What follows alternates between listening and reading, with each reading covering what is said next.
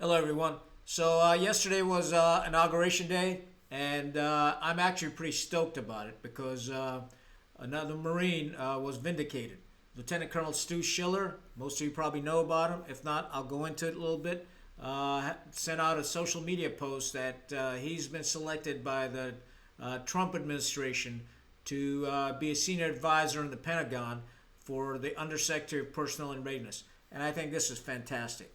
That young man went through hell because the system was stacked up against him, and he prevailed. He remained strong, maintained his dignity and his affirmation to the military, and was vindicated yesterday. And I hope he goes in there and makes the changes that we all have been discussing about. So let me talk to you a little bit about Stu Scheller. I don't personally know him because I'd retired a couple of years before he came in the Marine Corps. He joined the Marine Corps in 2005. Then went to 1st Battalion, 8th Marines. Did the typical lieutenant and captain tour at 1-8. Deployed a couple of times with them, and then came back. Went to the Expeditionary Warfare School, and went back to Afghanistan, and then came back and was selected for battalion command at the School of Infantry. Knowing others that know of him, he's a good guy. He's a hard charger, and his troops loved him. Now, what happened was in August of 2021, when the Afghanistan withdrawal was happening, he saw the debacle at Kabul airport where 13 service members were killed. Nearly 200 Afghans also died. Several hundred were wounded. And then we had an erroneous drone strike where we killed 10 Afghan civilians, 7 of them children. So he gets triggered by this, and he makes a social media post criticizing the lack of accountability in the military and asking for accountability of General Milley and General McKenzie, the commander in Afghanistan. And so rather than the commandant of the Marine Corps or some general or his general calling him in and talking to him about this and sending this up the chain of command, the generals basically closed ranks. And they're very good at doing this because they protect themselves and the institution first and foremost.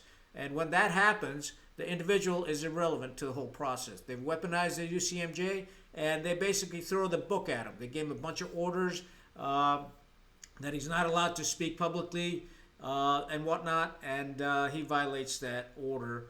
So they throw him in the brig, and basically saying that he's mentally unstable and all this horse shit, right? And he's released from the brig. It goes to trials, a special court-martial, and there's about 8 different charges they levy upon him, from disobeying a lawful order, conduct unbecoming an officer, and a whole bunch of other ones that I'll put up and you can read it. So Stewart, pleads guilty to those charges and has an agreement with the judge. And the agreement is simply that he was fined $5,000 and that he would resign his commission. And the judge heavily criticized the government and how they handled the case, undue command influence and whatnot. Scheller accepts this punishment from the court-martial and resigns his commission. And he retires after 17 years, 3 years away from retirement, and leaves the Marine Corps. Then he writes a book called Crisis of Command. I read the book. It's pretty good. And it reminded me of another book I'd read, as a young lieutenant called About Face, that Colonel David Hackworth had written about his experiences in Vietnam and how rotten the officer corps had become. Because we rather than being selfless, we've become self-serving.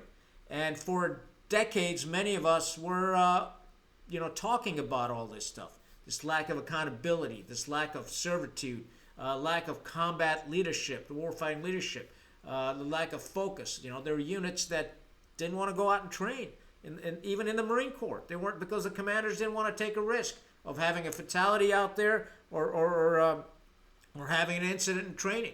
So they just sat around and did the usual training, running around in PT shorts and going to the field in the morning, come back in the evening, rather than the extended training packages, a week at a time, 2 weeks, where you learn the field skills. It wasn't happening. And what happened in the 1990s in the Marine Corps was everybody became a scholar. And I remember going through schools in 1990, and they're bringing in all these officers that telling us, hey, read books, and you'll be a great officer. Well, that didn't quite turn out that way, did it? Yeah, books are important. I'm not discounting that. But what's more important is practical application. You got to get out in the field, and you got to train your Marines. That's the most important thing. And that's how you get good. That's how you make the decisions. Decision making is a learned art also. And what I saw firsthand, in combat. A commander sitting there in a chair reading a book, and I walked by this, and I took the picture, and I thought about it, and I was like, what kind of impression is this guy making on the Marines? I mean, it's ridiculous. So that's the type of mindset we had. And then when the time came to make these hard decisions and understand the operating environment, we just couldn't do it. And so consequently, what happened was we had this debacle in Afghanistan. Now, we can have a separate podcast about this and talk about, should we have kept Bagram? Should we have done the NEO at the time that we did? This misjudgment of, the Afghan army is going to stay and fight and all this stuff. That's a whole separate topic. But my main topic is that when Stu Scheller raised his hand and said, hey, we got a problem, not a single general officer called him in and talked to him about it. They hid behind the UCMJ and they closed ranks. This is where the Commandant of the Marine Corps, David Berger, and I know Dave Berger. I taught him planning, okay? He should have called him in and said, hey, what the hell's going on here? What's bothering you? Why are you triggered? And if Stu Scheller, and he had legitimate points, then the Commandant should have done something about it. Protecting another general officer at the expense of, 11 Marines that were killed is horseshit. And this is why American people are upset. And this is why we want accountability. And I am so stoked that Stu Scheller is going to be in the Pentagon rooting for the troops and accountability and making sure that the right people get promoted. Not the poll smokers. We want people that are qualified and have practiced the art of war fighting and understand it and are promoted on merit, not on whose political circle you operate in. That's not the type of officers we want.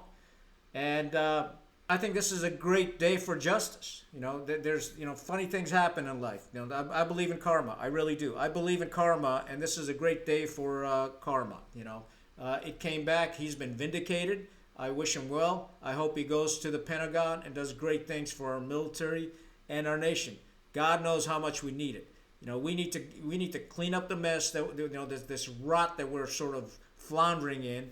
We're like a hippo, just swimming in its own shit. And we need people like Stu Scheller to take the next step forward. Many of us, for decades, we were complaining about this stuff, and we were silenced. And so we carried the ball a little bit further. Guys like Stu Scheller took it even further and scored a touchdown now. And I hope to hell, man, that he goes in there and makes the right decisions. And I pray for his success, and I pray for the success of this administration. And I pray for the success of for our sons and daughters currently serving in the military. They need good leadership. It's really simple as that. They need selfless leadership rather than a self-serving leadership. And that's the important distinction. I don't give a shit how many books a commander's read. I really don't. But I do care if the commander's gone out there and sweated with his troops and done the requisite training to make sure they're successful in combat. Because a commander has to know the capabilities of his subordinates and his units. You just can't read about it. You got to go in there and you got to do it. So this is really important development. I'm pretty damn stoked. Well done, Stu Scheller. I'm happy for you. Wish you all the best. God bless. Semper Fi. Stay rugged. Khan out.